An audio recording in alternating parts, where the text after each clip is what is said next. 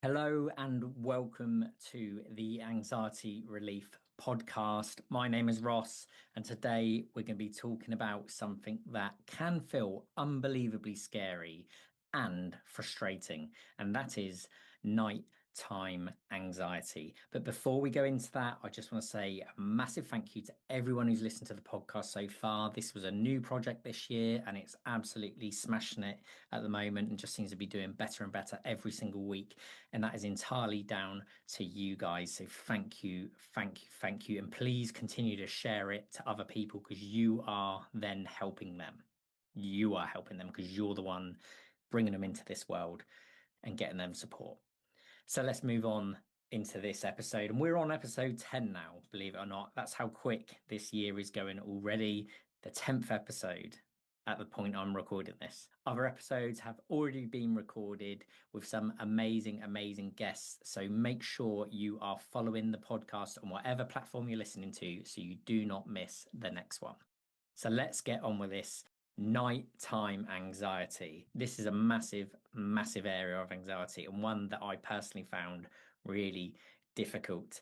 Nighttime anxiety can affect people in different ways and different levels, in so much so that some people may literally be getting like no sleep, basically. Others may be getting sleep, but it may be extremely broken up or waking up in hot sweats, etc. But ultimately, it's that weird feeling when you're trying to fall asleep, but you get that sudden rush, you wake up and it's like 2 a.m., 3 a.m., you got all them weird body sensations that feel even louder. Now it's dark, now it's nighttime. And them spiraling thoughts that seem impossible to switch off.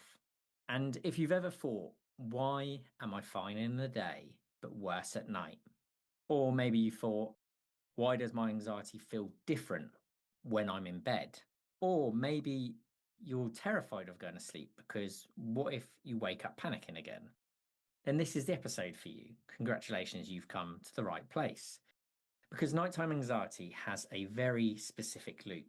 And once you understand the loop, you stop treating the night like a threat and you start retraining your nervous system. So, in this episode, I'm going to cover the following: why anxiety feels stronger at night, what's actually happening in your body when you wake up wired, the biggest mistakes people make that keep your anxiety cycle going, the exact response plan you can follow step by step that helps you get in control of it when it hits. And I want you to hear this early on. The goal is never going to be perfect sleep, okay?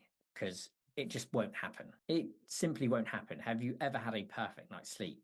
Now, you may be answering yes to that, but like, what's that, one in like thousands and thousands of the time you slept? So we're not going to aim for that because it wouldn't be realistic. But the goal will be to stop fearing being awake. And maybe if it's about actually going to sleep, to stop fearing going to sleep. But often it's worth saying it's that you really want to go to sleep, but you just can't because your mind won't shut up. First, let's normalize something.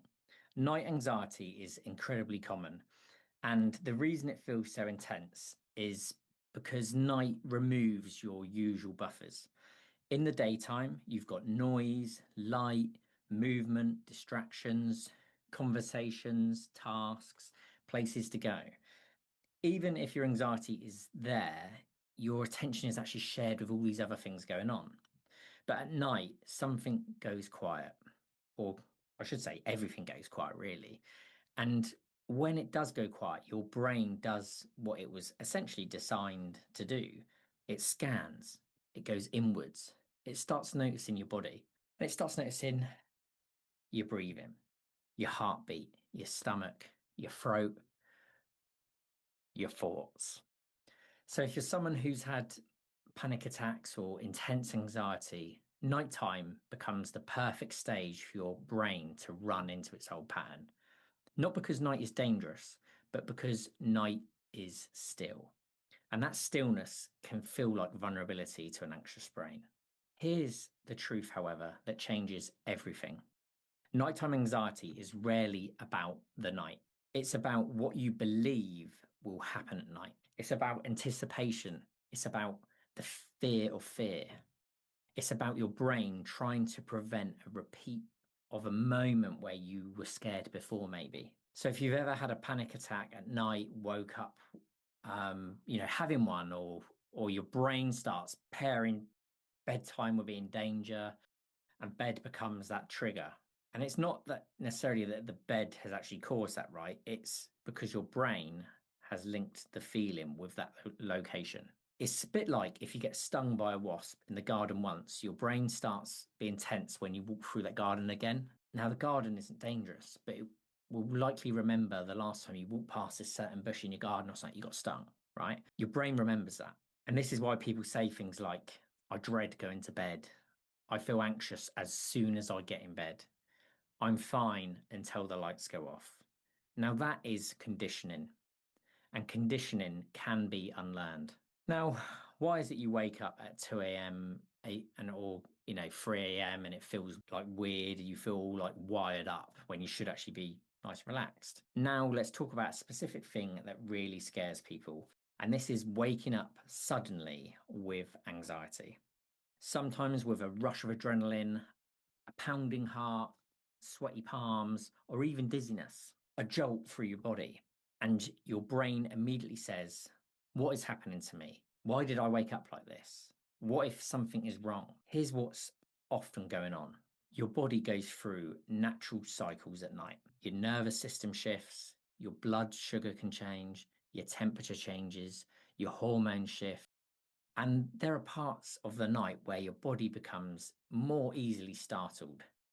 If you're already running on stress, if your nervous system is already sensitized and like those normal changes can feel like a threat.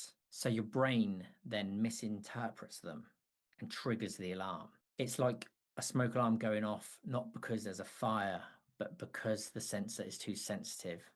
And I use that one a lot, and I'm really trying to make that one stick in for people because it's such a good analogy. And then it's like you wake up in the middle of the night, your mind starts scrambling trying to explain it, right?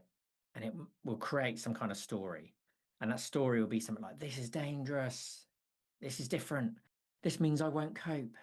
This means something's wrong with me. But most of the time, it is just a false alarm on a sensitized system. So the goal is not to analyze why you've woken up. The goal is to respond in a way that retrains your brain slowly but surely. And let's just be consistent with it.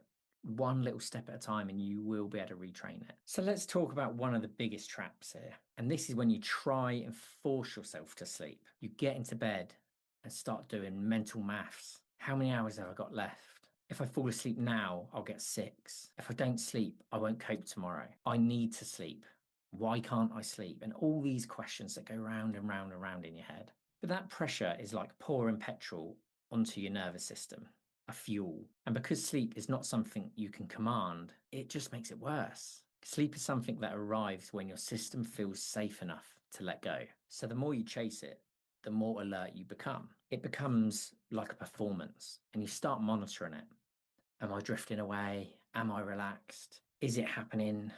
Why am I still awake? And that monitoring is a form of threat scanning. And threat scanning keeps the nervous system active. So if you only take one thing from this episode, then take this. You don't overcome night anxiety by creating a perfect sleep. You overcome night anxiety by removing the fear and the battle. Here are 4 nighttime anxiety mistakes that keep that cycle alive. And we're going to get really practical here. So these are essentially the 4 that I see the most that happen to my clients that keep their anxiety just going round and round and round and round and round. And this isn't me saying that they're doing anything wrong. It's because that's just the way it is for most people, right? With anxiety, it's there at night because of how quiet it is. But it goes wrong when you're trying to feel safe. And then strategies then backfire. So here's the first mistake: clock checking. This is a massive one. You wake up, you check the time. It's 2:41. Instantly, your brain starts doing a calculation. All right, I've got 4 hours left. I'm going to be shattered tomorrow. This is bad. And that's just training your brain to treat being awake as an emergency. And it also creates a pattern. You wake up, you check, you feel stressed. Your brain remembers that checking is part of the ritual, and it just continues. And so actually, you're doing the opposite to what you want it to do. So here's a rule: no clock checking. If you must have your phone near you, turn it face down and move it away from you. Don't have it like underneath your pillow or anything like that. Like, and ideally not too close to you. Because knowing the time just adds nothing to it for you, really. Nothing, because you will have an alarm set up, ideally on not on your phone, but it will not help you knowing the time.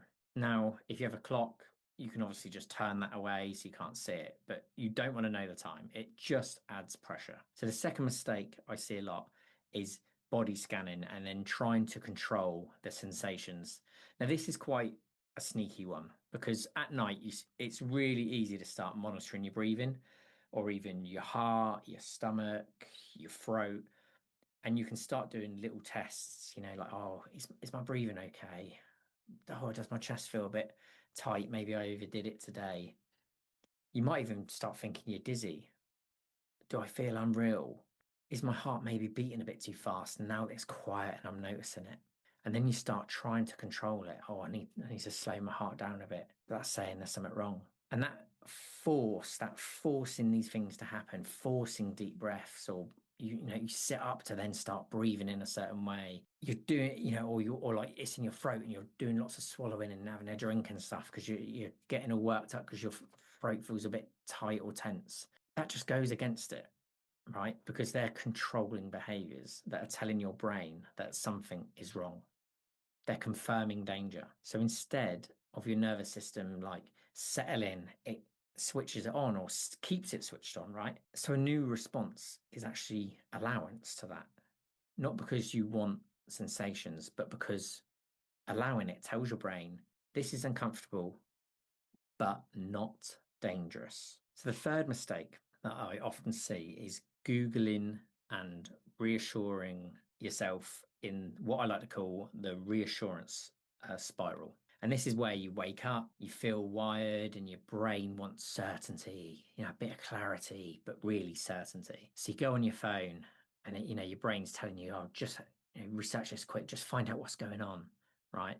So you go on it and you start searching those symptoms, you watch a couple of videos, you read the comments from experts all over the world who had literally probably just put in how they felt or trying to fuel it more, right? You look for that reassurance and yeah, you might get some temporary relief, but then your brain learns nighttime is dangerous and we must do this to survive. And you're actually instilling in it that a good idea is to wake up at that time each time and make you do this again, which you don't want. And that's where you train the loop. You literally train your body to do that. So here's another rule. No Googling at night. None.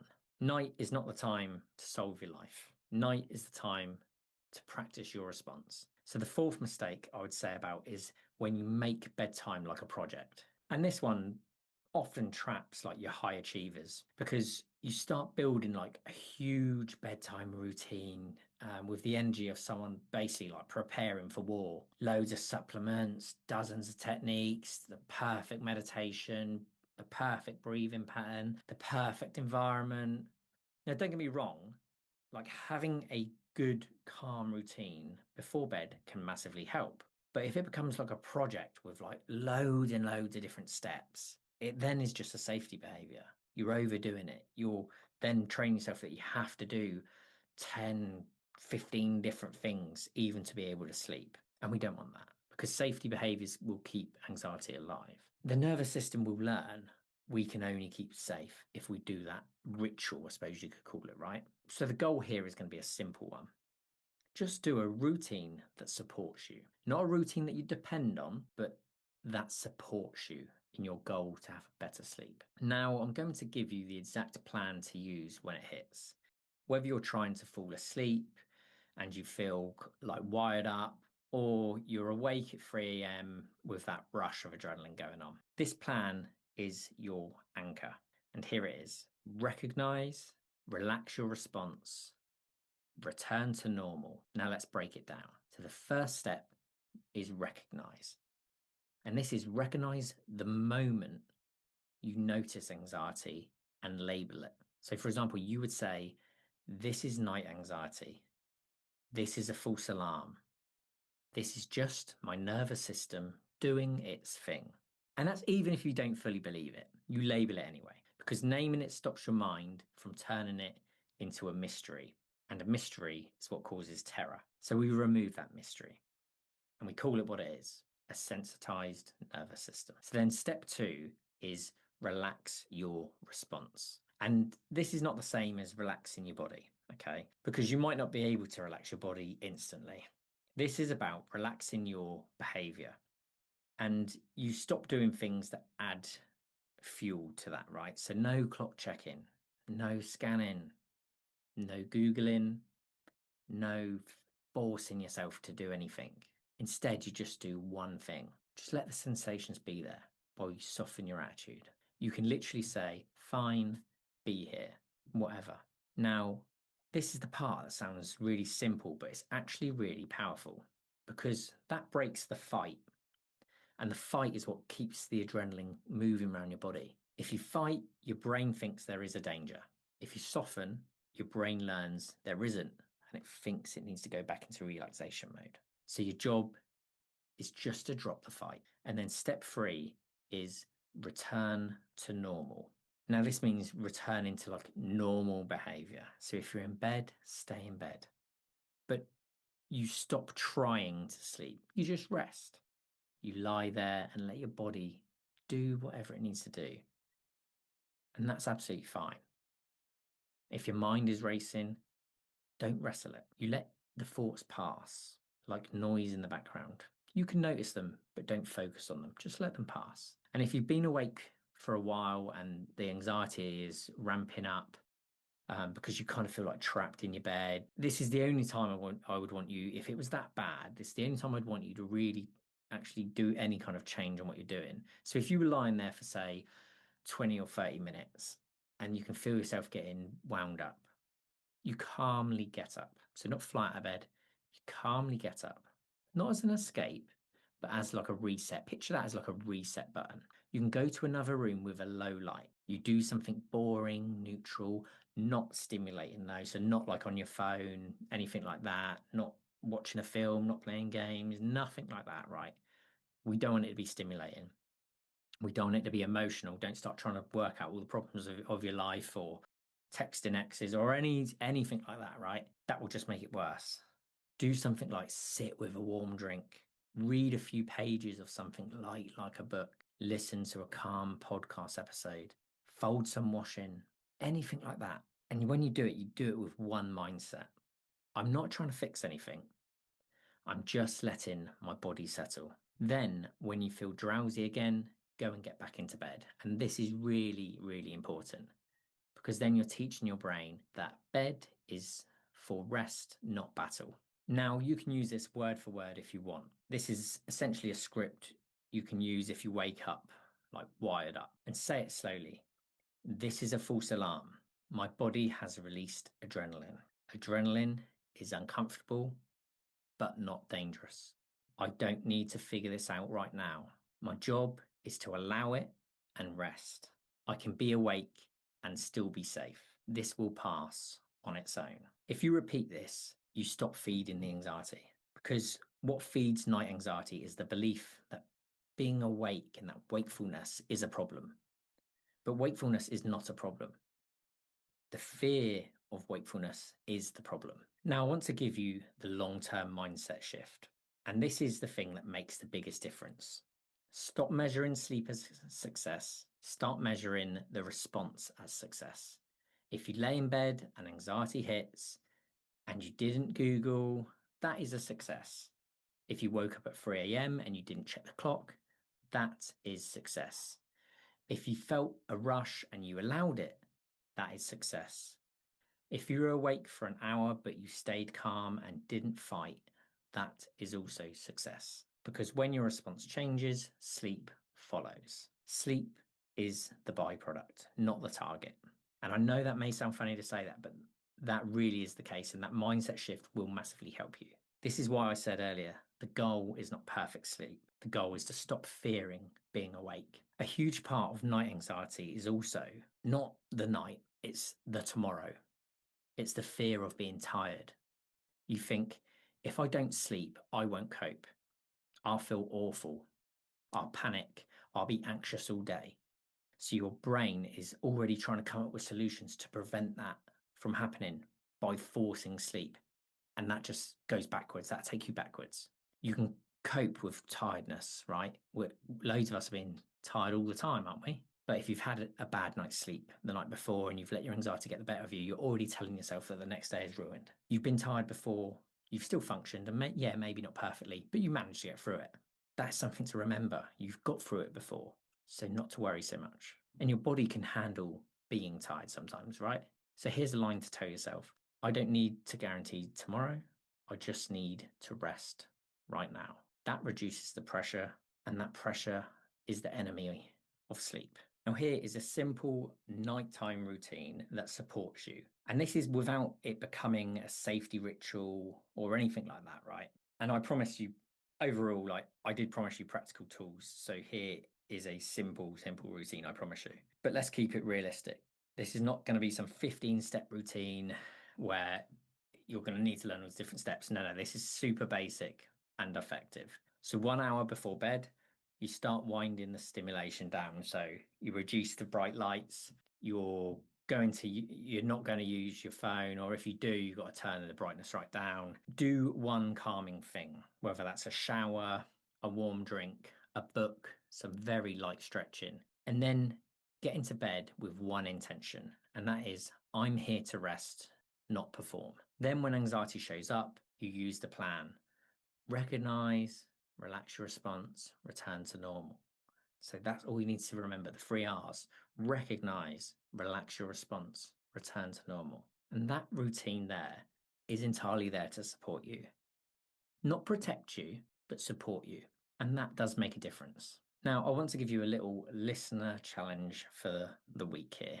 And this is going to be small, but it's powerful. For the next 7 nights, so for the next week up to the next podcast, I want you to practice one rule: no clock checking. And that's it for now. And if you want to try any of the other steps, you can. But let's all do that one together. If you wake up, do not look at the time. Turn your phone away, turn your clock away, do whatever you need to do to stop yourself from checking the time. And every time your brain tries to convince you that you need to know the time, just say to yourself, knowing the time changes nothing. It only adds pressure. That one rule alone can reduce how much nighttime anxiety you have massively. And it stops that catastrophe maths going on, working out exactly how many hours or minutes you've got left to sleep. If you're listening to this and you want a second challenge because you're really keen to get over this, then do this one. So if you wake up, you do that script and tell yourself, this is a false alarm. Adrenaline is uncomfortable, but not dangerous. I don't need to solve this. I can be awake and still be safe. Practice those, and you're then retraining your nervous system. So let's have a very quick recap just to finish off here. Nighttime anxiety feels worse because the night is quiet. Your brain scans and your body sensations feel louder. Waking up wired is totally normal, okay? You are normal.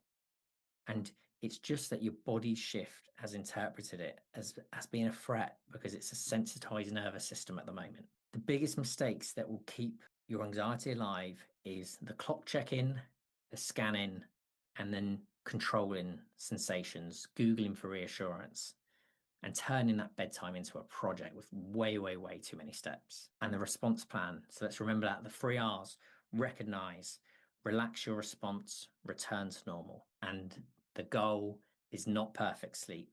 The goal is to stop fearing being awake. If this episode helped you, share it with someone who struggles at night, because nighttime anxiety makes people feel really alone, and it really shouldn't. And it can ruin everything in your day and make your anxiety so much worse the next day. Like, this was a massive area for me before I learned to overcome it. And I don't want it to be for you. I really hope you've enjoyed this podcast, that you found it helpful, and I'll see you in the next one.